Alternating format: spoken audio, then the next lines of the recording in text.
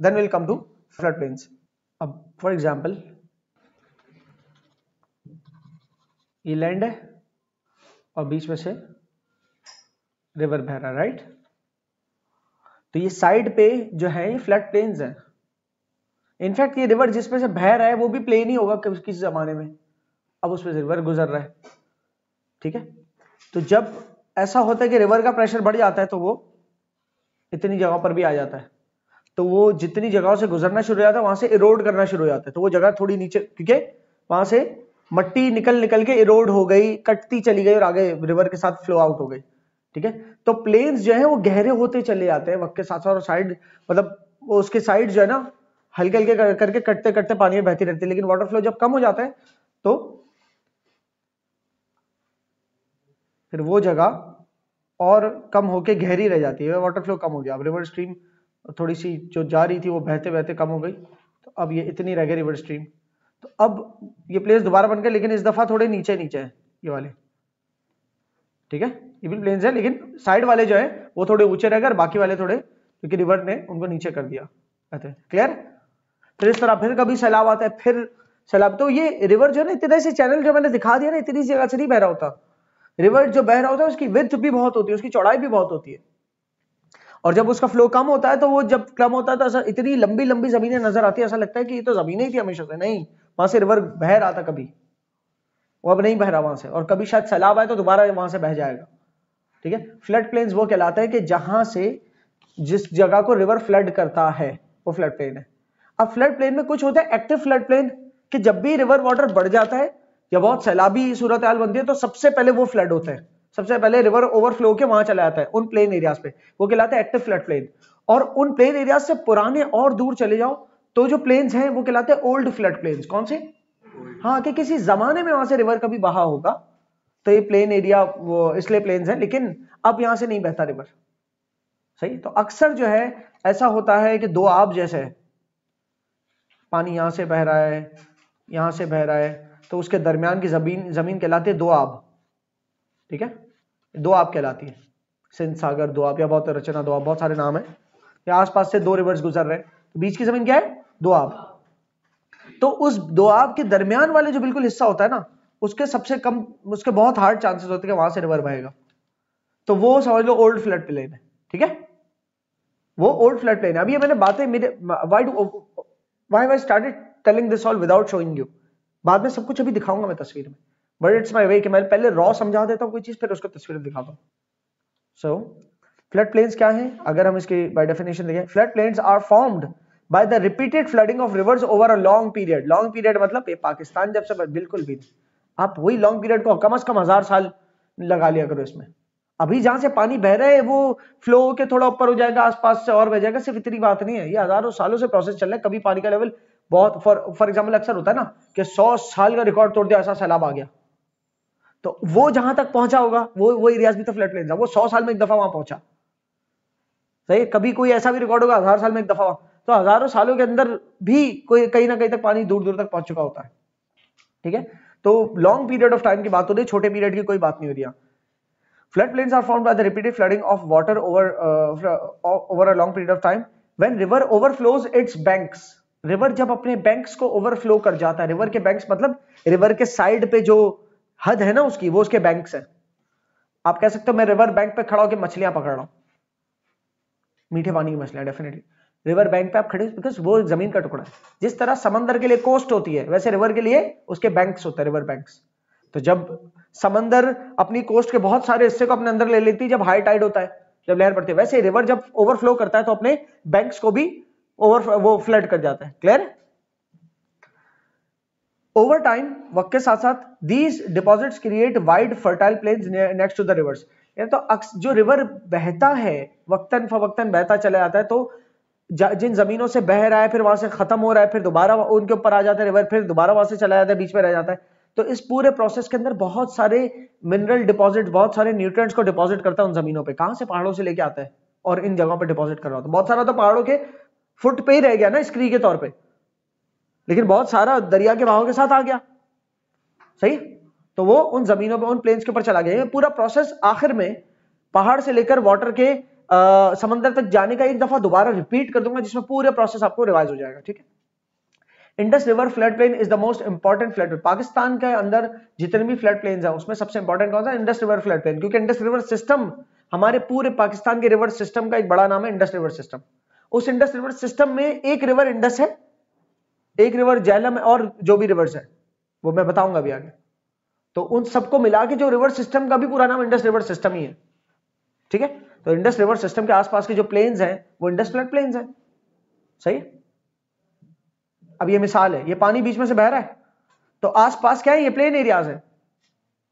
इन plain areas में क्या मजे से हो सकती है? हरियाली, वेजिटेशन, एग्रीकल्चर। जितना हम पानी डालना चाह रहे हैं उतना रहेगा और ठहरा रहेगा, बह नहीं जाएगा। पहाड़ों पे तो ना पानी डाला बह गया, और बहते बहते पहाड़ों के मतलब फॉर एग्जांपल एक बेचारा फार्मर जमीन प्रिपेयर करता है एग्रीकल्चर के लिए, उसमें मट्टी फर्टिलाइजर सब कुछ उस तरह से कर देता है कि अब इसमें कुछ उग सकता है। लेकिन यही काम सीधी जमीन पे तो कर लेगा, स्लोप पे करेगा तो सब उसने प्रिपेयर बेचारे ने एक तो स्लोप में किया, उसमें सिर्फ ये दिक्कत नहीं कि टेढ़ा खड़ा होना पड़ा, उसमें ये भी दिक्कत है वो जब सब उसने सारी हरियाली चलाई उसके ऊपर स्लोप में, फिर पानी डालो सारा बह गया, और वो जो बह गया पानी साथ साथ जमीन के ऊपर की जितनी फर्टिलाइजेशन थे वो भी लेके बह गया, वो जो उसने यूरिया वूरिया सब कुछ डाला था वो भी बह जाएगा साथ। तो फायदा नहीं है उसका स्लोप में, आप नहीं कर सकते एग्रीकल्चर, ठीक है। ये प्लेन एरियाज है जहां पर आप अच्छा एग्रीकल्चर कर सकते हो। बहरहाल तो बीच में से वाटर गुजर रहा है और आसपास क्या है? प्लेन एरियाज है। अब मैं अगर ये दो तस्वीरों को आप गौर करो, पहले सीधे हाथ वाली, बाद में उल्टे हाथ वाली देखना, वो ज्यादा समझ में आएगी। या मैं इस तस्वीर को इलैबोरेट करता हूं। यहां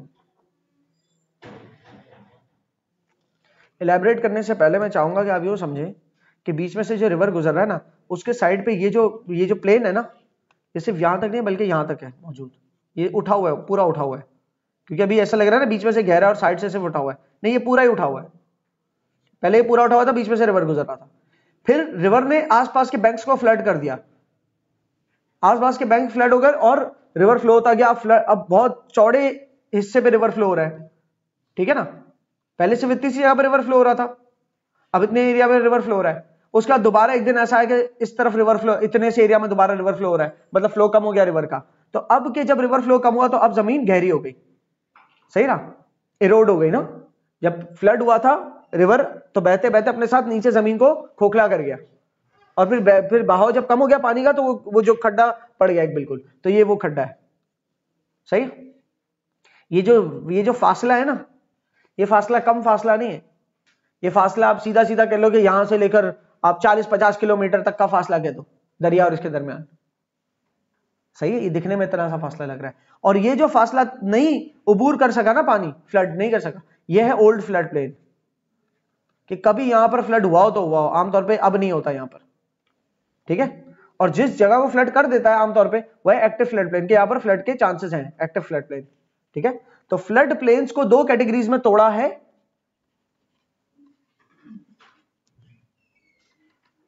फ्लड प्लेन्स जो है हमारे, उनको दो कैटेगरीज में तोड़ा कि रिवर के बहाव के साइड्स पे जो फ्लड प्लेन्स है ना, वो बिल्कुल करीब वाले जो एक्टिव फ्लड प्लेन है, बिल्कुल करीब से मुराद 30-40-50 जितने भी किलोमीटर है वो करीब, वो एक्टिव फ्लड प्लेन है। और उसके बाद जहां तक रिवर का वाटर पता नहीं कभी गया हो तो गया हो, वो ओल्ड फ्लड प्लेन है कि वहां पर अब फ्लड नहीं होता, राइट। और रिवर फ्लो हो रहा है, और रिवर फ्लो होने के दूसरी चीज, मतलब रिवर फ्लड प्लेन्स के 4 हिस्से में बना रहा हूं, आप देखना। रिवर ब्लू लकीर ये रिवर है, ठीक है, ये रिवर है। तो उसमें से इस रिवर को अगर मैं यहां से तोड़ता हूं, ठीक है, इस तरफ फ्लड प्लेन्स है, इस तरफ फ्लड प्लेन्स है, इस तरफ फ्लड प्लेन्स है, इस तरफ फ्लड प्लेन्स है, ऊपर से रिवर नीचे बह रहा है, ठीक है। ये वाले जो करीब वाले हमारे एक्टिव फ्लड प्लेन्स हैं, और ये वाले ओल्ड वाले, ठीक है। ये करीब वाले जो है एक्टिव है और दूसरे वाले ओल्ड वाले। और अक्सर ओल्ड फ्लड प्लेन्स जो है ना वो एरिड रीजन्स होते हैं, एरिड मतलब खुश्क होता है कि वहां से पानी का बहाव भी नहीं है, और बरसात पड़ी तो पड़ी। पाकिस्तान में पूरे साल बरसात नहीं पड़ती, पाकिस्तान एक ऐसी कंट्री नहीं है जहां पूरे साल बरसात पड़े।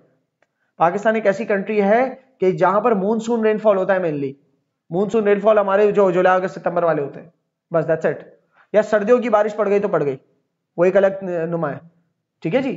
तो पाकिस्तान हाईली डिपेंडेंट है रिवर वाटर के ऊपर, उसका एग्रीकल्चर। तो वो एरिया जो रिवर से दूर है, ओल्ड एरियाज, वो जब बारिश पड़ गई उसके अलावा वाले टाइम पीरियड में खुश्क होते हैं। वो उनका वेदर कौन सा, उनका क्लाइमेट कौन सा होता है? एरिड, खुश्क। ठीक है, जो रिवर के पास वाले उनको रिवर से वाटर भी मुहैया है, वहां से रिवर के पास होने की वजह से नमी भी मौजूद है, तो वहां खुश्की थोड़ी कम होती है।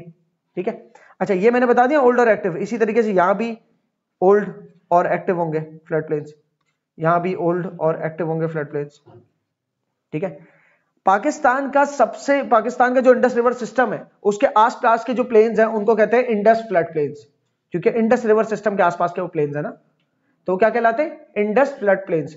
इंडस फ्लड प्लेन्स को दो हिस्सों में तोड़ा हुआ है, एक ऊपर वाला जिसे कहते हैं अपर इंडस प्लेन, अपर इंडस प्लेन, और अब मैं फ्लड प्लेन्स को बार बार फ्लड प्लेन नहीं बोलूंगा, मैं सिर्फ प्लेन बोलूंगा, और नीचे क्या है? Lower Indus plain. Flood plain बोलूं या प्लेन बोलूं एक ही बात है, क्लियर है? पर आप ये मत कर देना इस एक ही बात को बलूचिस्तान में, क्योंकि मैं फ्लड प्लेन बोलूं या प्लेन बोलूं एक ही बात है। बलूचिस्तान में अगर कोई प्लेन एरिया वो फ्लड प्लेन नहीं होगा, वहां से रिवर गुजरता ही नहीं, तो फ्लड क्या करेगा? पंजाब और सिंध के जो प्लेन्स हैं उनको आप फ्लड प्लेन्स बोलो या प्लेन्स बोलो एक ही बात है, सही है, क्योंकि वहां के आसपास रिवर गुजर रहा है और रिवर उनको फ्लड कर सकता अगर है अभी भी, तो वो एक्टिव फ्लड प्लेन है। और किसी जमाने में कभी रिवर ने हजारों साल पहले फ्लड किया होगा, लेकिन अब वो नहीं करता उनको फ्लड, वहां तक नहीं पहुंचता रिवर वाटर, तो वो ओल्ड फ्लड प्लेन्स हुए, सही। तो पंजाब और सिंध के एरियाज जो है उनको मैं प्लेन्स बोलूं फ्लड प्लेन्स बोलूं एक ही बात है, क्लियर है? तो अब मैं बार बार फ्लड प्लेन्स का लफ्ज कोशिश करूंगा ना यूज करूं, प्लेन्स का लफ्ज यूज करूंगा। तो पाकिस्तान के जो पाकिस्तान के जो प्लेन्स हैं वो दो हिस्सों में टूटे हुए हैं, अपर इंडस प्लेन और लोअर इंडस प्लेन, वो भी नीचे मैप में देखेगी बात। तो बहरहाल हम ये बोल रहे थे कि जब रिवर वाटर गुजरता है तो अपने आसपास की जमीनों को फ्लड करता है, इसीलिए वो आसपास की जमीनें फ्लड प्लेन कहलाती हैं। बाकी आसपास की जमीनें तो जमीनें प्लेन्स हैं, उनको प्लेन्स ही कह सकते हैं। नॉर्मल कंडीशन में ये होता है रिवर यूं गुजर रहा है, लेकिन जब फ्लड आता है तो फ्लड आने का मतलब क्या? वाटर का लेवल बढ़ गया। फ्लड का हरगिज़ मतलब ये नहीं कि तबाहकारी ही हो गई हमेशा, वो फ्लड जो तबाही कर देते हैं वो बहुत खतरनाक फ्लड्स होते हैं डेफिनेटली, लेकिन आमतौर पे भी तो रिवर, अच्छा आमतौर पे रिवर जो इतनी सी जगह से फ्लो हो रहा है ये भी तो फ्लड ही है, छोटी सी जगह से, उसके बाद फ्लड थोड़ा ज्यादा हो गया, मतलब आसपास की जगह पर भी आ गया, और खतरनाक फ्लड आ गया तो आसपास की बस्तियों को भी ले गया साथ। ठीक है, तो फ्लड का साइज बढ़ जाता है जब हम कहते हैं फ्लड आ गया। फ्लड तो पूरे साल वाटर रिवर जहां से गुजर रहा है वो रिवर फ्लड ही कर रहा है ना, तो जब फ्लड बढ़ जाता है तो इतनी जमीन तक उसने जो है उसको कवर कर लिया फ्लड ने, फिर बाद में दोबारा नॉर्मल कंडीशन में आ गया। लेकिन नॉर्मल कंडीशन में आने के बाद एक फर्क पैदा हो जाता है, क्या? जमीन बह चुकी होती है बहुत सारी, तो बहुत नीचे हो जाती है, क्लियर? रिवर सिस्टम की भी टर्मिनोलॉजीज को समझना जरूरी है। इधर हमने इससे पहले जो टर्मिनोलॉजीज देखी थी वो किन किन की देखी थी? अगर मैं मिसाल दूं, हमने माउंटेन्स के बारे में टर्मिनोलॉजीज देखी थी। माउंटेन्स की जो पीक्स होती है वो स्नो कैप्ड पीक्स होती है, उनमें ट्री लाइन होती है, माउंटेन के ऊपर जो धारें बनी होती है वो रिजेस कहलाती हैं, माउंटेन का जो फेस है, जो साइड है माउंटेन की उसको फेस कहते हैं, उसका फुट, उसका जो नीचे वाला है उसको फुट कहते हैं। ये सब देखा माउंटेन्स का, सही। इसी तरीके से अगर हम ग्लेशियर्स की बात करें तो ग्लेशियर्स रिलेटेड वोकैबुलरीज हमने देखी कि ग्लेशियर्स जो है वो लैंडस्केप्स को चेंज कर देते हैं, वो कौरी बना लेते हैं जिसको सर्क भी कहते हैं। कभी वो कौरीज जो है अलग अलग तरह की होती है, वी शेप्ड भी होती है जिनको वी शेप्ड वैलीज कहते हैं, या यू शेप भी हो सकती है जिनको यू शेप्ड वैलीज। ये सारी वोकैबुलरीज उससे रिलेटेड थी। अब रिवर से रिलेटेड भी हमें वोकैबुलरीज देखनी है, ठीक है, कि रिवर्स के भी तो फिजिकल फीचर्स होते होंगे कि कैसे दिखते हैं वो। फिजिकल फीचर से सवाल भी बनता है आपके पेपर्स में, पर आप तो खैर नॉलेज के लिए भी देखें ये रिवर सिस्टम को लेकर क्या क्या हो सकता है। देखो रिवर ना कभी इतना स्ट्रेट नहीं बहता है, रिवर स्ट्रेट बह रहा होता है जब तक जमीन सॉफ्ट है उसको काटते हुए निकल रहा है, लेकिन जहां कोई आड़ आ गई, पत्थर आ गया ऐसा जो कि रिवर फ्लो से नहीं बह पा रहा, तो रिवर उसके साइड से निकल जाता है। फिर आगे जमीन है, उसमें से जमीन पे रिवर किस तरफ से निकलने की कोशिश करेगा? जहां सबसे सॉफ्ट जमीन है जिसको इजीली काट सकता है, तो वहां से काट के निकलता है, राइट। तो इस वजह से रिवर का फ्लो होते होते जो पहाड़ से पिघल के आ रहा है ना, शेप इस तरह से हो जाता है। ये जो रिवर का ये शेप हो रहा है ना जिगजैग जैसा जो आपको लग रहा है, मैं रेड पेन से दिखा दूं अगर वो, ये जो शेप बन रहा है ना जिगजैग जैसा, ये जिगजैग शेप इसका कहलाता है मींडर्स, मींडर्स, ठीक है, ये लिखा हुआ, सही जी। इन मींडर्स के दरमियान ये देखो यहां से पानी गुजरा और यहां से पानी गुजरा, बीच में जमीन रह गई आइलैंड जैसी, छोटे से आइलैंड जैसी, ये जमीन कहलाती है लेवी। रिवर गुजर रहा है, टकरा के यहां से निकल गया, फिर अगली दफा टकरा के थोड़ा सा यहां से निकल गया, फिर दो जगह से निकल रहा है, तो क्या बन गई बीच में जो जमीन बन गई? छोटे आइलैंड जैसी, वो क्या है, लेवी, LEVE, लेवी, ठीक है जी। तो रिवर जब गुजरता है तो कैसे कैसे शेप्स देखने को मिलते हैं। रिवर के जो गुजरने के शेप है वो मींडर्स की तरह से हैं, ठीक है। और जो बीच में कभी ऐसा होता है दो जगह से निकल जाते हैं रिवर और बीच में जमीन छोड़ देता है, उसको दोआब मत कह देना। दोआब बहुत बड़ी जमीन होती है, कोई एक रिवर कहां से बह रहा है, एक रिवर कहां से बह रहा है, बीच में बड़े सारे किलोमीटर्स के बराबर जमीन है, वो जमीन दोआब है। ये तो अभी सामने सामने रिवर यहां से गुजर रहा है, 20 कदम आगे जाओ दूसरी तरफ से रिवर गुजर रहा है, तो बीच में जो है वो मींडर है, सही है। अच्छा, ये ऊपर लिखा है सोर्स, सोर्स का मतलब कहां से शुरू हुआ, रिवर जहां से शुरू हो रहा है पहाड़, रिवर की सोर्स पहाड़ है, मतलब ये तो देखने वाला भी वर्ड्स नहीं था। खैर, मींडर, लेवी, इसके अलावा दो रिवर अगर एक जगह से आ रहे, एक रिवर किसी दूसरी जगह से आ रहे हैं और एक रिवर किसी दूसरी जगह से आ रहा है, दोबारा एक रिवर बन रही है, एक ही रिवर में मिल रहे हैं। एक इंडस रिवर आ रहा है और एक झेलम रिवर आ रहा है, वो दोनों एक जगह पर आके मिल रहे हैं, तो वो उनका क्या कहला है, मीटिंग पॉइंट। मीटिंग पॉइंट है वो, मुलाकात की जगह, दो अलग अलग रिवर जहां पर मिल रहे हैं, उस मीटिंग पॉइंट को मीटिंग पॉइंट नहीं कहते बल्कि कहते हैं कॉन्फ्लुएंस। क्या? कॉन्फ्लुएंस का मतलब ही मिलना, सही है। एक कॉन्फ्लुएंस एक ऐप है, एक एप्लीकेशन है, एक प्रोग्राम है कॉन्फ्लुएंस। तो बहुत सारे लोग जो मतलब जॉब्स करते हैं, ऑनलाइन जॉब्स करते हैं ना, तो वो इस प्रोग्राम को यूज करते हुए काम करते हैं कि उसके ऊपर वो मीटिंग पॉइंट है, वो वहां पर मीटिंग करते हैं, अपनी वीडियो कॉन्फ्रेंसिंग करते हैं, चैटिंग कर सकते हैं, फाइल्स अपलोड कर सकते हैं वगैरह वगैरह, उसका नाम कॉन्फ्लुएंस। एक मिसाल दे रहा हूं यहाँ पर, कॉन्फ्लुएंस का मतलब मीटिंग पॉइंट। तो ये रिवर्स का मीटिंग पॉइंट जो है बन गया कॉन्फ्लुएंस, जहां पर दो रिवर्स आके मिलते हैं। एक सबसे बड़ी कॉन्फ्लुएंस की मिसाल पाकिस्तान में है ना, वो है पंजनद। पंजनद में 5 रिवर्स आके मिलते हैं, वो 5 रिवर्स का एक तरह से कॉन्फ्लुएंस है, मीटिंग पॉइंट। सो ये कॉन्फ्लुएंस समझ में आ गया क्या है। ट्रिब्यूटरी का मतलब शाख, जैसे दरख्त की ब्रांच होती है ना, वैसे रिवर की क्या होती है, ट्रिब्यूटरी। क्लियर है? दरख्त की होती है शाख, तो रिवर्स की जो शाखें होती है वो क्या कहलाती है, ट्रिब्यूटरीज। तो अक्सर जगह पर देखो कि इंडस वो river system and it's tributaries, जो इंडस रिवर सिस्टम बह रहा है और उसकी जितनी भी शाखें हैं। ट्रिब्यूटरी मतलब रिवर की शाख, रिवर मतलब दरिया, सही। अच्छा, इसके अलावा जो मेन है वो मैं आपको बता रहा हूं यहां पर। अच्छा, इसके अलावा रिवर का माउथ, जहां पे रिवर जो है, माउथ भी छोड़ दो, डेल्टा, बस आखिरी चीज डेल्टा याद रखो। यहां पर जो रिवर बह रहा है ना, समंदर के साथ मिल रहा है जिस पॉइंट पे, वो पॉइंट कहलाता है डेल्टा, जब दरिया का पानी और समंदर का पानी आपस में मिलते हैं, सही है। वो पॉइंट क्या कहलाता है, डेल्टा। डेल्टा की अभी आप मिसाल देखोगे, ठीक है। एक और ये ऑक्सबो लेक भी बताता हूँ, चलो वो भी एक ऐसी वोकैबुलरी काम की। मैं नहीं चाह रहा कि आपको फ्लड कर दूं वोकैबुलरीज के साथ, बहुत सारी वोकैबुलरीज नहीं देना चाह रहा, लेकिन वो जो कि मेनली आएंगी। ऑक्सबो लेक, ऑक्सबो लेक मतलब कभी यहां से भी दरिया गुजरा होगा, फिर दरिया यहां से गुजरना बंद हो गया, अगर छोटी सी झील बना दी। झील किसे कहते हैं, चारों तरफ से बंद, जहां पे पानी आ नहीं रहा और कहीं से बह भी नहीं रहा, बस बीच में जमा है, वो झील है। झीलें बनती कैसे, कभी दरिया बहा होगा वहां से और गड्ढा बन गया होगा, वो फिर दरिया वहां से बहना बंद हो गया होगा, और फिर दरिया जहां से बहता था वहीं से बह रहा है अब, तो बीच में एक चारों तरफ जमीन रहेगा और बीच में क्या बन गया, एक पॉन्ड, एक तालाब नुमा बन गया, जो कि बहुत बड़ा होता है, तो झील कहलाती है। और ये है oxbow lake. Oxbow lake, oxbow पता है किसे कहते हैं, ऑक्सबो मतलब बैल के सींग, सही है। बैल के सींग होते हैं, उन्हें ऑक्सबो कहते हैं। ये देख रहे हो ऑक्सबो लेक है, बैल के सींग जैसा शेप है इसका। क्यों ऐसा शेप है, क्योंकि जब दरिया बह रहा था तो मींडर्स के फॉर्म में बह रहा था, और दरिया जब बहना बंद हो गया, बीच में एक जगह पर जमा हो गया, वहां से बहता, और जहां से पहले बह रहा था वहां नहीं बह रहा, तो वहां पर वो मींडर का ही एक हिस्सा टुकड़ा रह गया ना, और उस टुकड़े का शेप कैसा हो गया, बैल के सींग जैसा, ठीक है। तो इसलिए ऑक्सबो लेक कहलाता है। वही चीज आपको यहां भी मिलेगी, एग्जैक्टली वही प्रोसेस आपको बताया जा रहा है। और मैं कह रहा था ना एक दफा प्रोसेस को बता दूंगा डेल्टास बताने के बाद। तो देखो भाई, डेल्टास जो है आपके इसके अंदर कवर भी हो रहे हैं, तो मैं यहीं पे आपको बताता हूं फिर वो पूरा प्रोसेस एक दफा रिवाइज करके, कि किस तरह से हमारा पहाड़ का पानी पिघलता हुआ कहां तक पहुंचा, समंदर तक, ठीक है। और क्या क्या लेके पहुंचा, वो सब बीच में जो जो टर्म्स यूज हो गई वो भी थोड़ी बहुत मैं बताता हूं यहां पर। तो प्रोसेस अगर थोड़ा बहुत मिस भी हो गया तो देखो कैसे हुआ शुरू।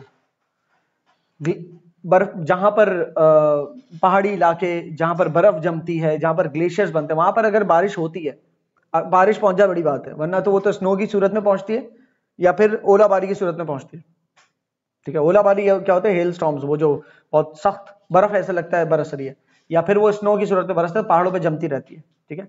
वो पहाड़ों का पे जमती है, जब ग्लेशियर्स पहाड़ों के ऊपर जमते हैं तो उसके बाद जब वो वार्म होता है, देखो ऊपर हवा तो बहुत ठंडी है, वहां पर फ्रीजिंग पॉइंट है, एकदम जमी हुई बर्फ है। जो पहाड़ पत्थर से टिका हुआ है, मतलब जो ग्लेशियर पत्थर के पहाड़ से टिका हुआ है, तो पत्थर का टेम्परेचर फिर भी थोड़ा ऊपर है, फिर भी थोड़ा गर्म है एज कम्पेयर टू हवाओं के। तो उस तरफ वाली साइड से ग्लेशियर थोड़ा वीक होता है, ऊपर से तो बिल्कुल सख्त होता है, लेकिन ग्लेशियर डेप्थ जहां पर ग्लेशियर टच हो रहा है ना पहाड़ से, पत्थर से, उस जगह पर वो इतना फ्रोजन नहीं होता जितना अपने ऊपर खुली हवा में होता है। तो वहां से वो फिर थोड़ा ट्रेवल कर पाता है। तो ट्रेवल करते करते फिर किसी पत्थर के क्रैक के अंदर घुस जाता है, और पत्थर के क्रैक के अंदर घुस के फिर जम जाता है, फिर वो पत्थर को उखाड़ देता है पहाड़ में से, और फिर वो अपने साथ आगे कर लेता है। जो हमने पीछे प्रोसेस देखा उसकी वोकैब्स भी अगर मैं रिवाइज कराऊं तो क्या होता है कि हम बात कर रहे हैं कि किस तरीके से एक ग्लेशियर पहाड़ को इरोड करता है। हम ये बात कर रहे हैं किस तरीके से एक ग्लेशियर पहाड़ को काटता है, ठीक है। तो हमने बताया कि जब पहाड़ से ग्लेशियर, अगर ये हमारा पहाड़ है येलो कलर का, ठीक है, ये पहाड़ है, तो ये ग्लेशियर, जो भी ग्लेशियर है, वो जब पहाड़ से ट्रेवल कर रहा है नीचे की तरफ, कोई भी दो पीस ले लेते हैं, ये जब ट्रेवल कर रहा है नीचे की तरफ, सही, तो क्या हो रहा है कि उस ग्लेशियर का जो सॉफ्ट हिस्सा है वो शायद पानी बन के, लिक्विड बन के पहाड़ के क्रैक में जमा हो गया, फिर वो जम गया, सही।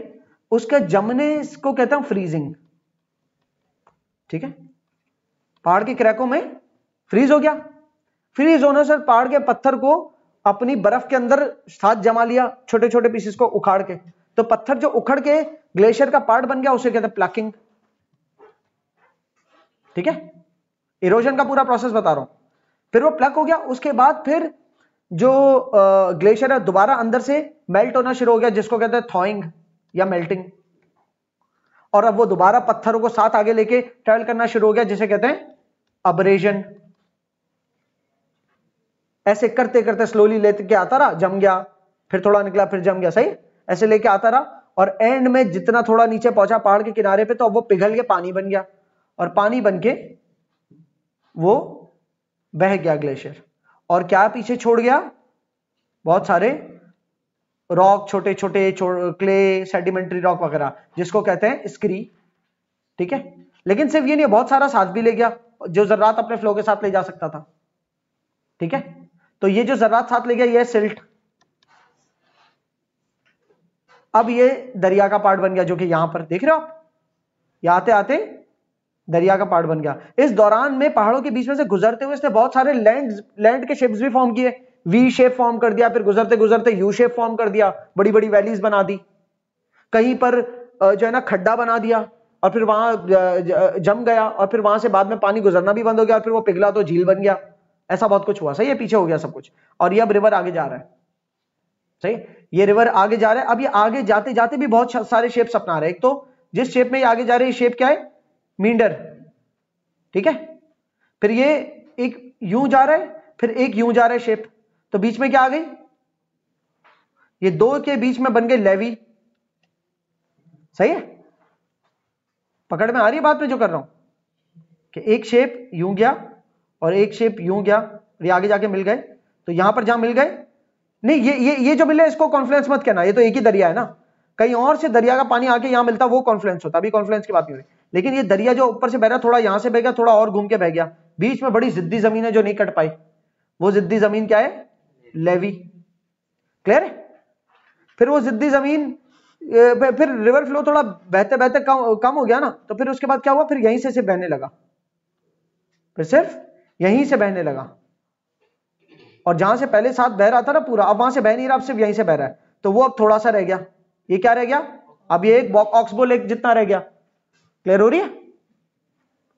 अब ये रिवर का पानी जाके समंदर से मिल गया, और इस पूरे एरिया में बहुत सारे छोटे छोटे पत्थरों के टुकड़े, जिसके यहां से गुजर रहा है, यहां से गुजर रहा है, यहां से गुजर रहा है, यहां, सही बना दिए, बहुत सारी आप कह दो लेवीज बना दी, चलो सही है जी। ये पूरा हिस्सा क्या कहलाया, जहां पर समंदर दरिया से मिला, डेल्टा, क्या कहलाया, डेल्टा। जहां दरिया का पानी समुद्र के पानी से टकरा रहा है, वहां पर इस तरह की जमीन के शेप्स बन जाएंगे, ये डेल्टा है, ठीक है। और इस डेल्टा के अंदर अगर जूम इन करें ना, इस डेल्टा के अंदर भी अगर मैं जूम इन करता हूं मिसाल के तौर पे, ठीक है, तो डेफिनेटली वो पिक्सल्स फटेंगे, लेकिन स्टिल बताने के लिए, कि इस डेल्टा के अंदर दरिया का पानी जिस पॉइंट पे, जिस जिस जगह पर, जिस जिस चैनल में, ये एक एक चैनल है, ये एक एक रास्ता है ना, हर रास्ते को एक एक चैनल कहेंगे, जिस जिस चैनल से ये दरिया का पानी समंदर से मिल रहा है वो स्पेसिफिक चैनल कहलाता है एस्टुअरी। ठीक है जी, वो क्या कहलाता है? एस्टुअरी। और अब ये दरिया का पानी और समंदर का पानी जहां पर मिक्स तो नहीं होंगे आपस में, दो अलग अलग किस्म के पानी है, लेकिन फिर भी एक दूसरे में बहाव रखते हैं, थोड़ी बहुत मिक्सिंग हो सकती होगी, लेकिन वो सिर्फ डेल्टा के हद तक। क्लियर है? दोनों एक दूसरे के लिए रुकावट है। अगर आपको ये याद हो, इस तस्वीर के अंदर मैंने दो चीजें छोड़ी थी बताने में, वो क्या थी? चैनल, चैनल छोड़ा था। चैनल ये है, इस चैनल में जब दरिया का पानी समंदर से एग्जैक्टली मिल रहा है वो पॉइंट क्या कहलाया? एस्टुअरी। ठीक है, यहां भी देख रहे हो, ये चैनल है, इसकी ये एक एस्टुअरी है। सही है? ये बहुत सारे चैनल्स बनते हैं और उसी चैनल को आप एस्टुअरी का नाम भी भले दे दो। सही है? उसके दरमियान बहुत सारे लैंड पीसेस छोटे छोटे बनते हैं, तो ये जो पूरा शेप बन रहा है, पूरा शेप का नाम है डेल्टा। ये पूरा रीजन क्या है? डेल्टा। ठीक है? और माउथ का मतलब तो ये जैसे ये सोर्स है ना, जहां से शुरू हुआ ये सोर्स है, माउथ भी कुछ इसी तरह से है कि जहां खत्म हुआ, इसको फुट बोलो या माउथ बोलो, अकल में कोई बात आई माउथ से निकली, तो सोर्स ये है और माउथ एंडिंग है। तो अब यही समझ लो, ये माउथ है, ये समंदर का भी माउथ है और दरिया का भी माउथ है। तो डेल्टा के अंदर रहते हुए तीन चार चीजें एक साथ है। डेल्टा के शेप में अगर अंदर जाओ तो आप कहोगे कि एक माउथ समंदर का, एक माउथ दरिया, एक माउथ दरिया का है। दरिया का माउथ किस तरह से खुल रहा है? बहुत सारे चैनल्स की सूरत में खुल रहा है, और हर एक चैनल को उठाओ, उसमें जब दरिया और समंदर जिस पॉइंट पे मीट हो रहे हैं वो एक एस्ट्यूरी कहलाई। ठीक है? बहुत सारे बीच बीच में लैंड पीसेस भी होते हैं इसके दरमियान, अलग से टूटे बिखरे बिखरे। ठीक है? तो ये कुछ वोकैबुलरीज थी जो यू हैड टू अंडरस्टैंड। इसमें कॉन्फ्लुएंस मैंने बताया था, एक अलग दरिया आ रहा है, दूसरा अलग दरिया आ रहा है, जो जहां मिल रहा है कॉन्फ्लुएंस पॉइंट होता है वो। सो अब वो वोकैबुलरी है जिसका पीछे हल्का सा जिक्र किया था मैंने, active flood plain.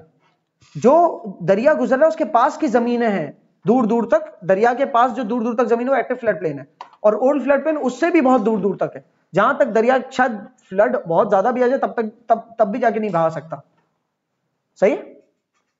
Alluvial terraces, जिस तरीके से हमारे माउंटेन रेंजेस में स्क्री जमा होती है, जिस तरीके से माउंटेन से ग्लेशियर निकलता है नीचे, पत्थरों को जमा कर देता है, वो जो पत्थर जमा होते हैं उसको हम कहते हैं स्क्री। क्या?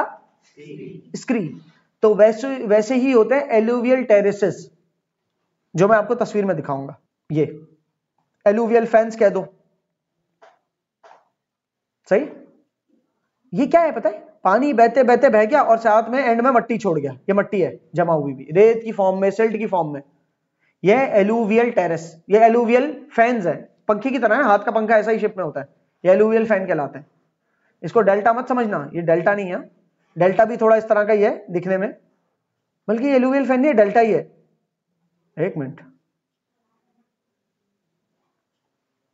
डेल्टा का शेप यहाँ क्या कर रहा है, थोड़ी देख दो, असल में शेप सेम है ना, तो थोड़ा मिक्सचर हो रहा है।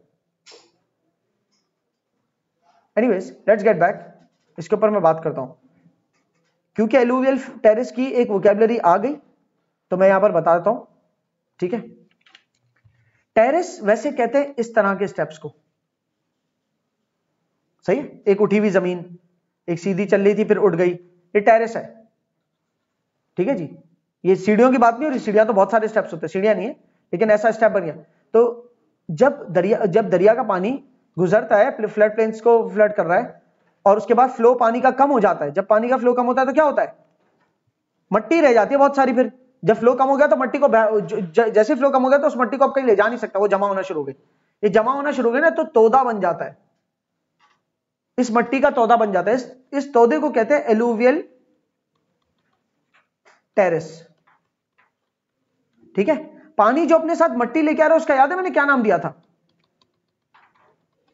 ऊपर से जो मट्टी लेके आ रहा है उसको मैंने कहा था सिल्ट। इसको आप सिल्ट भी कह दो या एलुवियम कह दो,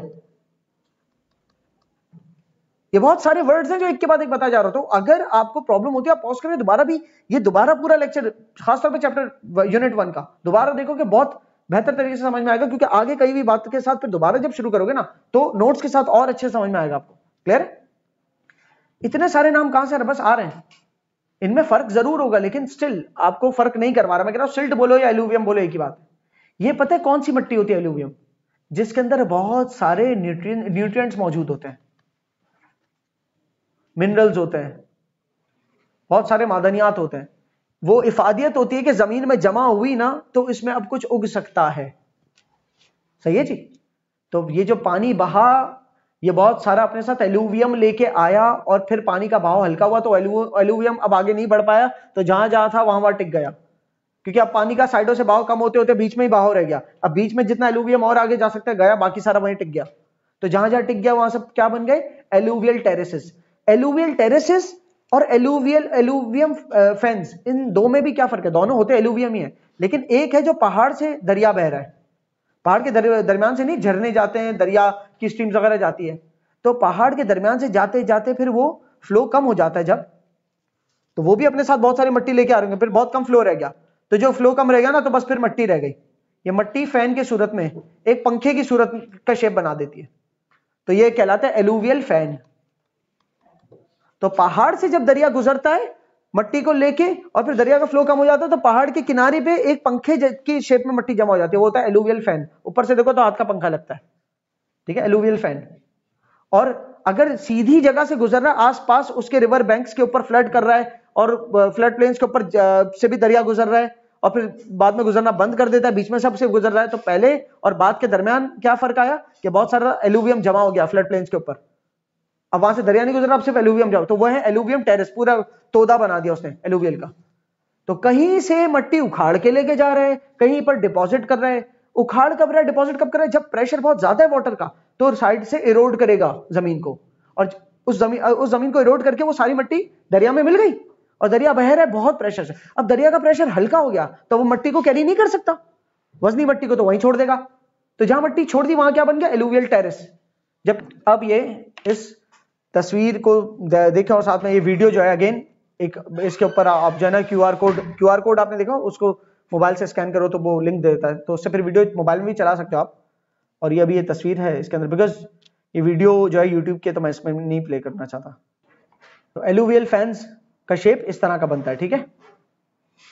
पहाड़ों से जब दरिया का पानी गुजर रहा होता है, पूरे फ्लो में होता है तो जा रहा है, लेकिन अब फ्लो कम होता है तो फिर इस तरह से मिट्टी साइडों पे जमा हो जाती है। ये मिट्टी जैसे जैसे डिपॉजिट होती है तो ये एलुवियल फैंस की सूरत बना देती है। मैं बोल रहा हूँ पहाड़ों के बीच में से दरिया का पानी फ्लो हो रहा है, मैंने ग्लेशियर्स का नहीं बोला। ग्लेशियर जो पहाड़ों के नीचे जमा करता है वो भी फैन शेप में हो सकता है, वो स्क्री होता है। ग्लेशियर जो पहाड़ों से लेके आ रहे हैं ना मट्टी को सारे जमा कर, वो स्क्री कहलाती है, SCREE स्क्री। और वो दरिया का पानी बनकर, दरिया का पानी भी तो बहुत सारे पहाड़ों से गुजरता होगा ना अगले, तो जिन जिन पहाड़ों से गुजर के तेजी से गुजर रहा है तो ठीक है, लेकिन थोड़ा सा फ्लो जैसे ही हल्का होता है तो बहुत सारी मिट्टी जमा हो जाती है उसके पहाड़ों के किनारे पे, तो वो जो मिट्टी है वो एक हाथ के पंखे की सूरत बनाती है, और वो मिट्टी क्या है? एलुवियम है। एलुवियम बोलो, सिल्ट बोलो, ठीक है ना। तो वो जो बनाती है उसे हम कहते हैं एलुवियल फैन। सही। जबकि आपने अगर ये वीडियो देख ली होगी तो आपको पता चल गया होगा ये जो 2 स्टेप्स बने ये एलुवियल टेरेस हैं। कैसे बने ये आप इस वीडियो को देखेंगे तो पता चल जाएगा। ये जो है ना, ये पहाड़ के दरमियान से, आप इसको डेल्टा मत समझना, ये दिखने में आपको डेल्टा जैसा दिख रहा है, आप ये मत समझना नीचे समंदर का पानी है। डेल्टा बनता है समंदर और दरिया के पानी का, ये नीचे समंदर नहीं है, दरिया का ही पानी है। पहाड़ से कोई पानी के चश्मे आ रहे हैं और दरिया का पानी में जाके मिल रहे हैं, लेकिन उस दौरान पहाड़ के किनारों पे इस तरह का बहुत सारा जो है ना फैन शेप भी बन रहा है। ये सारा क्या है? एलुवियम है। एलुवियम है, और क्योंकि पंखों की तरह से है तो आप इसको एलुवियल फैन कह सकते हो। पिएडमोंट प्लेन्स, पिएडमोंट प्लेन्स के पिएडमोंट एलुवियम, इस एलुवियम के नाम से क्या पता चलता है कि दरिया से जो मिट्टी आ रही है यहां जमा हो रही है, इसलिए इसका एलुवियम का नाम है साथ। और प्लेन्स का नाम भी है, प्लेन्स का मतलब प्लेन एरिया ही है, सही है। तो दरिया के बराबर में जो मिट्टी होती है ना, बहुत सॉफ्ट मिट्टी, अगर आप कहीं गए हो आपको कि यार पहले यहां दरिया यहां तक बहता था, अक्सर बैराजेस पे जाओगे ना, जैसे जामशोरो बैराज अगर आप जाओ उस वक्त जब पानी का बहाव ना होगा तो आप देखोगे सीधी मिट्टी मिट्टी है और बड़ी सॉफ्ट सी मिट्टी है। वो मिट्टी क्या है? वो जो पूरा एरिया वो है पिएडमोंट प्लेन, वो सारी मिट्टी एलुवियम है, सही है जी। वो सारी मिट्टी एलुवियम है और वो पूरा प्लेन जो बना हुआ है वो पिएडमोंट प्लेन है। दरिया का पानी इस प्लेन से गुजरा, फिर गुजरना बंद हो गया, रुक गया बीच में, या फ्लो बहुत कम हो गया तो कोने जितने भी बच गए वो सारी एलुवियम है और उस एलुवियम से बना हुआ वो प्लेन है। तो एक तो प्लेन तो बहुत बड़े एरिया को कहते हैं, जैसे इंडस रिवर जहां से गुजरा उसके आसपास का कई 100 किलोमीटर दूर तक का एरिया प्लेन्स ही प्लेन्स है, ठीक है। लेकिन उसमें जो दरिया के फौरन बाद वाला एरिया है वो एक्टिव फ्लड प्लेन में भी बहुत ज्यादा एक्टिव वाला है। तो उसमें दरिया का पानी गुजरते गुजरते फिर कम हो गया होगा, बीच में आ गया होगा। तो दरिया का पानी जहां से गुजर रहा है उसके फौरन बाद की जो जमीन है ना, थोड़ी आगे तक की, बहुत ज्यादा किलोमीटर नहीं लेकिन थोड़ी आगे तक की, वो बहुत ही मटियाली और बहुत ही चिकनी और बहुत ही नरम मट्टी टाइप की है। वो क्या है? पिएडमोंट प्लेन्स है। क्लियर है? टाइडल डेल्टा ये रहा, ठीक है, ये डेल्टा। अब के नीचे क्या है? समंदर का पानी, और ऊपर से क्या आ रहा है? दरिया का पानी। कितने किस्म के शिप्स बन रहे हैं अंदर बीच में, ये बहुत सारे जो दरिया के छोटे छोटे बन रहे क्या है? रिवर चैनल्स है, या ये चैनल्स है मतलब, सही है। ये समंदर का माउथ है, वो दरिया का माउथ है, मिल रहा है आपस में, पूरा एरिया है डेल्टा। डेल्टा की एक अलग अपनी खासियत है, डेल्टास की अपनी एक हरियाली है। डेल्टा में मछली बहुत होती है, फिशिंग मतलब फिश बहुत किस्म की होती है यहाँ पर, क्योंकि डेल्टा में कुछ खुसूसियत सी वाटर वाली भी है और बहुत सारी खुसूसियत रिवर वाटर फ्रेश वाटर वाली भी है, सही। तो ऐसे जानवर जो कि रहते हैं समंदर में लेकिन अपने अंडे जो मीठे पानी में देते हो, या कोई एक दौर मीठे पानी में गुजर, सही, तो उनकी नशोनुमा बड़ी जबरदस्त होती है यहाँ पर, क्योंकि उनको जो है ना बहुत किस्म का न्यूट्रिएंट मिल रहा है यहाँ पर, सही है। फिर आगे रोलिंग सैंड प्लेन, ये भी एक जमीन की एक सूरत है, लेकिन ये काम पाई जाती है वाली सूरत डेजर्ट। अब आप देख के बता रहे हो दूर दूर तक यहाँ दरिया का कोई काम नहीं है, दूर दूर तक यहाँ एलुवियम का कोई जिक्र नहीं है, ये सैंड है, डेजर्ट का सैंड है, ये रेत। और रोलिंग सैंड प्लेन क्यों कह रहे हैं? ये लहरों की तरह से ना, इसलिए इसको रोलिंग का नाम दिया। अच्छा, उसके बाद आप जिसकी तस्वीर साथ जुड़ी हुई है उसको तस्वीर के साथ देख लो, कुछ है जो तस्वीर के साथ नहीं है तो उनको खाली पढ़ लो। जैसे पहले तो मैं ये बता दूं पढ़ किस बारे में रहे, ये किसके अंदर रहते हुए तमाम जमीनों की सूरतें हैं, बताओ टॉपिक क्या है? Flood plains, how flood plains are formed, flood plains बनते कैसे हैं, उस टॉपिक में रहते हुए पढ़ रहे हैं हम। ये कैसे दरिया बहते बहते जो है ना उन जगहों को फ्लड करता है, फिर दरिया वहां से चला जाता है तो उससे प्लेन्स रह जाते हैं, वो फ्लड प्लेन्स होते हैं, ये उसमें रहते हुए पढ़ रहे हैं। उसमें रहते हुए रेगिस्तान का जिक्र खाली आपको डिस्टिंग्विश करने के लिए बताया जा रहा है कि ये जो सैंडी टाइप का एरिया है ना, ये कोई फ्लड प्लेन मत समझना इसको, ये प्लेन अलग किस्म के प्लेन है, ये सैंड वाले प्लेन है, ये डेजर्ट्स में होते हैं, इसमें फ्लडिंग नहीं होती। अच्छा, इसके अलावा फ्लड प्लेन्स के अंदर दोबारा आ जाते हैं, मेरे ख्याल से इसको यहाँ नहीं होना चाहिए था पर है, चलो खैर। Flat low lying land, this refers to a wide flat areas next to a river prone to flooding. Flood plain का जो मैं कब से डेफिनेशन बता रहा हूँ वो यहाँ भी लिखी हुई है कि वो एक सीधा प्लेन है, रिवर के पास होता है। पढ़ो, आगे बढ़ो। सेडिमेंट्स किसे कहते हैं? सेडिमेंट्स जो है पहाड़ से जो टूटे हुए सारे पत्थर और मट्टी वगैरह ना, वो सेडिमेंट्स कहलाती है।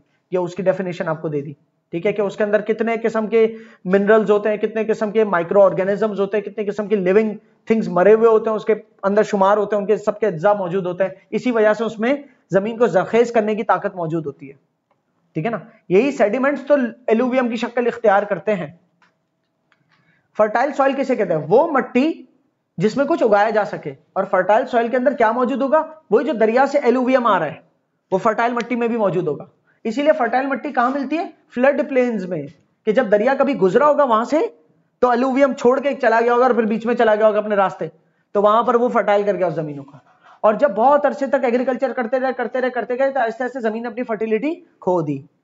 फिर एक पॉइंट आया, दोबारा कभी सैलाब आया, बहुत नुकसान हुआ, बहुत बस्तियां बर्बाद हुई, बहुत नुकसान होता है, ये तो होता ही है, उससे अल्लाह महफूज ही रखे। पर साथ में एक और चीज क्या होती है? वो जमीन दोबारा जरखेज हो जाती है। That doesn't mean I am asking for it.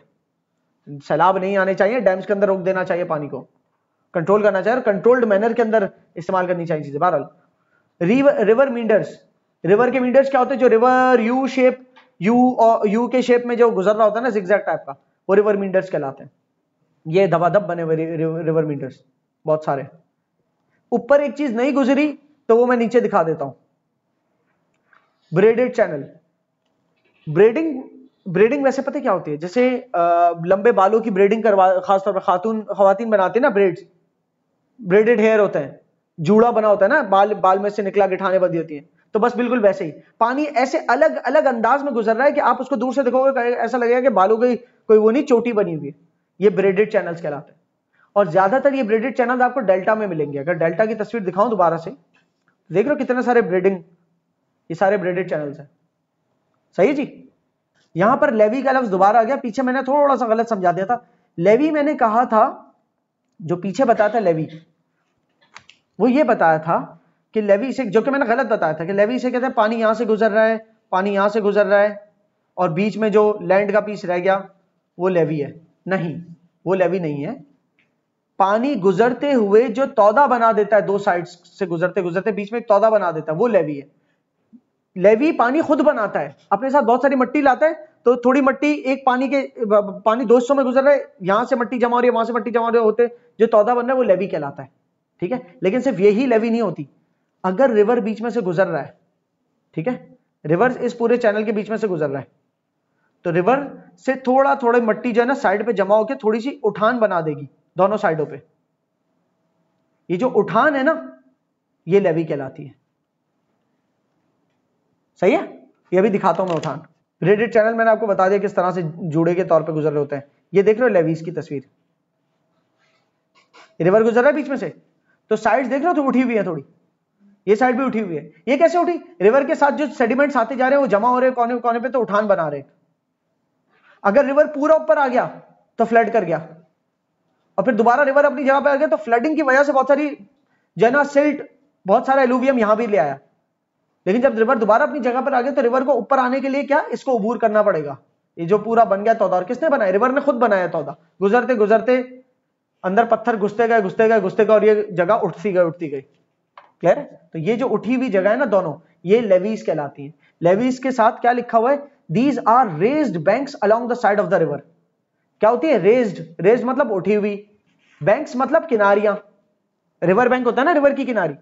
तो लेवीज क्या होती है? लेवीज आर रेज्ड बैंक्स, उठी हुई किनारियां, along the side of river. सही है जी। अब मैं जरा बैंक की तरफ आता हूं थोड़ा सा। ऐसे बैंक की वोकैबुलरी को बताओ। बैंक का मतलब क्या होता है? जहां हम जमा कराते हैं, पैसा जमा कराते हैं, और क्या जमा करते हैं? खून जमा कराते हैं। ब्लड बैंक होता है, हाँ जी। तो वैसे ही रिवर बैंक है। रिवर की साइड्स, जहां पर रिवर क्या डिपॉजिट कराता है रिवर अपने बैंक्स में? Silt, alluvium. हाँ जी। जो रिवर बैंक्स हैं, क्यों है बैंक? क्योंकि वहां जमा होता है। क्या जमा होता है? रिवर की तरफ से कुछ लाया हुआ जमा होता है। क्या रिवर क्या ला रहा होता है अपने साथ? सिल्ट और एलुवियम, वो जमा हो रहा होता है। और वो जो जमा हो रहा होता है, तो उससे अक्सर किनारियां, जो बैंक्स की किनारियां, वो उठ जाती हैं, वो लेवीज बन जाती हैं। क्लियर हो रही? फिर आपकी आ जाती है ये सब ऑक्सबो लेक्स बता चुका हूं। चैनल्स, फॉर्मर चैनल बोलो या चैनल बोलो, ये क्या होता है? रिवर का पाथ। रिवर का पाथ है, उसको चैनल बोलो। एक ही चीज को कितने सारे नाम दे रहे हो जी। आप मुझे बोलो जर भाई ये क्या, मैं कहूंगा चैनल है। किस शेप में गुजर रहा है? मींडर्स के शेप में गुजर रहा है।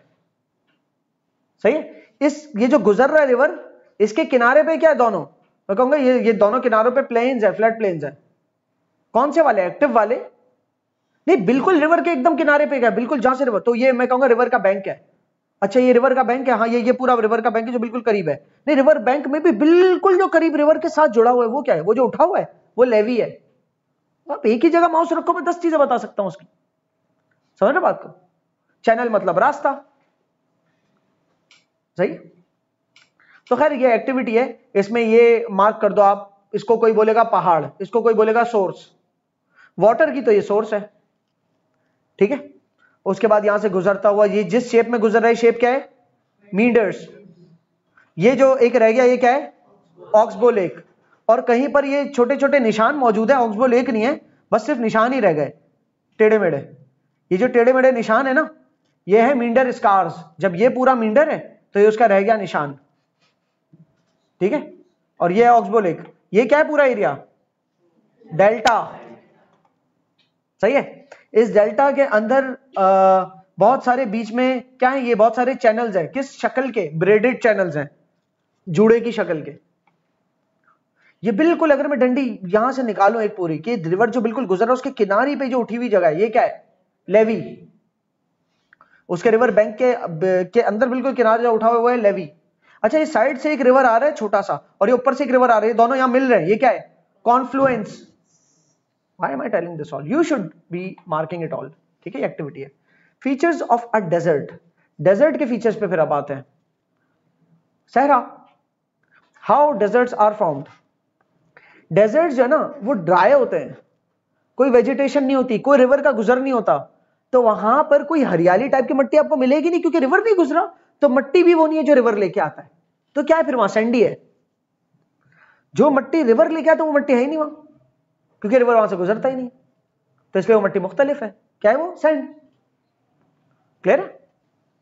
सो डेजर्ट्स के फीचर्स मतलब ड्राई होते हैं, लैक ऑफ रेनफॉल होती है, यहां पर भी लिखे होंगे डेजर्ट के फीचर्स नीचे। फिजिकल फीचर्स डेजर्ट्स के क्या होते हैं? Arid climate. एरिड मतलब खुश्क, खुश्क क्लाइमेट होता है। क्यों? क्योंकि वो दरिया से तो बहुत ही दूर होते हैं, बारिश भी नहीं हो रही होती उसमें, और समंदर से भी दूर है, तो एरिड क्लाइमेट है। एक्सट्रीम टेम्परेचर्स, टेम्परेचर्स उनके बड़े एक्सट्रीम होते हैं। एक्सट्रीम टेम्परेचर में सिर्फ उसकी बात नहीं कि इसको क्या ना गर्मियां बहुत होती है, गर्मियां तो शदीद गर्मियां, और ठंड तो शदीद ठंड। डेजर्ट की नाइट्स भी बहुत कोल्ड होती हैं, दोनों टेम्परेचर एक्सट्रीम है। ठीक है। सैंडी और रॉकी टेरेन, जो उसकी जमीन, टेरेन मतलब जमीन का सरफेस को कहते हैं टेरेन, ट्रेन नहीं है, टेरेन। टेरेन जो है वो जमीन के सरफेस को कहते हैं। तो वो कैसा? सैंडी होता है, सैंडी होता है, या फिर उसमें पत्थर होते हैं, रॉक होते हैं। या तो स्पार्स वेजिटेशन मतलब लैक ऑफ वेजिटेशन, मैंने 3-4 वर्ड्स बताए थे, लैक ऑफ वेजिटेशन, या डिवॉइड ऑफ वेजिटेशन, या deprived of vegetation, scarcity of vegetation, no vegetation. सही, सारे वर्ड मतलब स्पार्स वेजिटेशन, कम है, वेजिटेशन ही है। डेजर्ट्स में कहीं कहीं ओएसिस होता है, डेजर्ट ओएसिस। डेजर्ट ओएसिस जो है, इसे उर्दू में हम कहते हैं नखलिस्तान, के एक डेजर्ट के दरमियान किसी जगह पर पानी। तो जिस जगह पर डेजर्ट में किसी जगह पानी हो, वहां थोड़ी बहुत वेजिटेशन मिल सकती है आपको, क्योंकि वहां पानी है। जब पानी है तो फिर पानी अपने हिसाब से जो है ना फर्टिलिटी दे देता है जमीन को।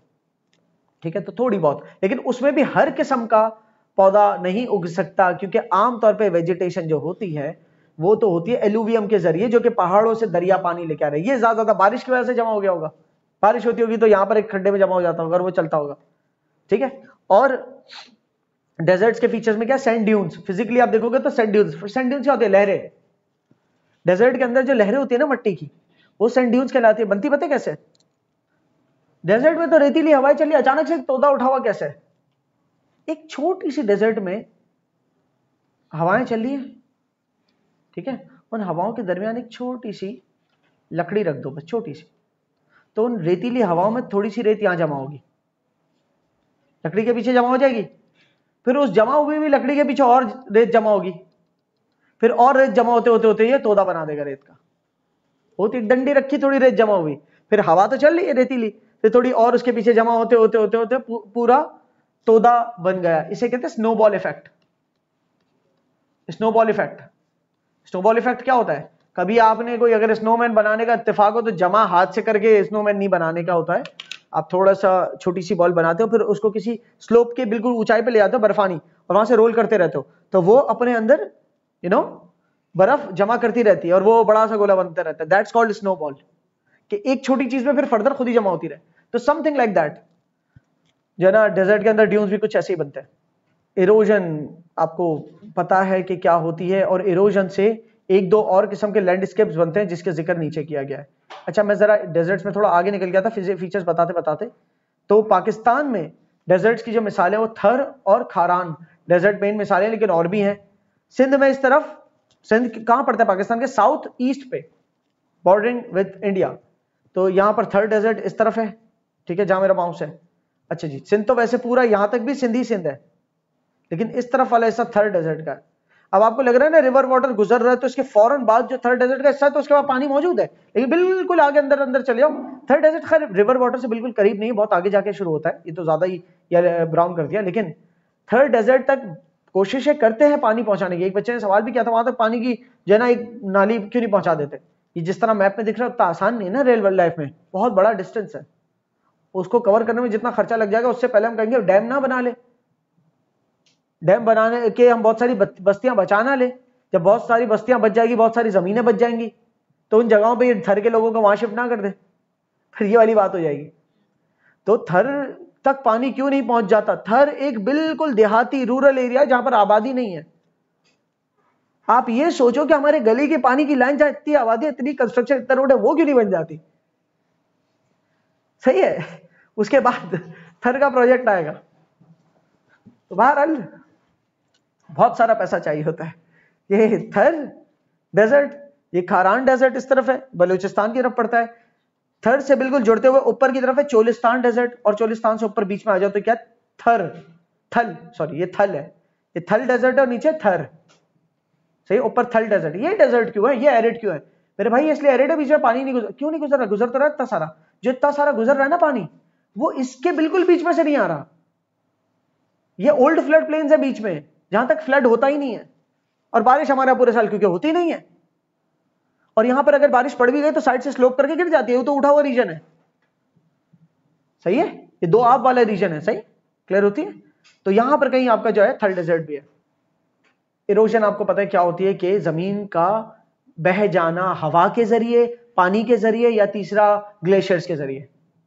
सही, तो डेजर्ट या ऐसी खुश्क जगहों पे इरोजन कैसे होती है? पानी तो नहीं गुजर रहा, हवा करती है इन खुश्क जगहों को इरोड। हवा का प्रेशर भी तो पड़ता है ना किसी पत्थर पे, वो आहिस्ते आहिस्ते करके पत्थर, वेदर के इफेक्ट है ना, हवा भी तो वेदर कैसा है, तो हवा उसके साथ हल्का हल्का बारीक जर्रा जर्रा जर्रा लेके जा रही होती है, और आहिस्ते आहिस्ते करके ऐसे शेप्स बन जाते हैं।